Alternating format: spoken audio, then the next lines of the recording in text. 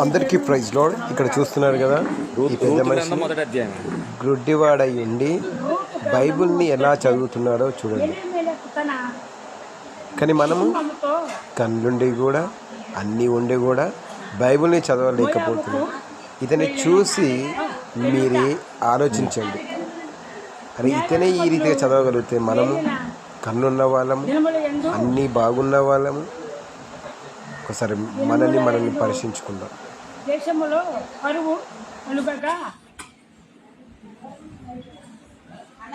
యూద బెత్లెహేము నుండి ఒక మనుషుడు తన భార్యను తన ఇద్దరు పిల్లలను వెంటబెట్టుకొని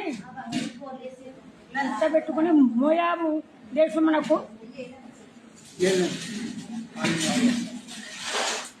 కాపురం ఉండుటకు వచ్చాను. వచ్చినప్పుడున్నా అలా చదవాలి.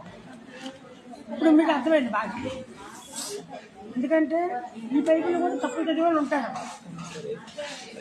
ఎక్కడ నేర్చుకున్నారండి మీరు? నచ్చప్పుడు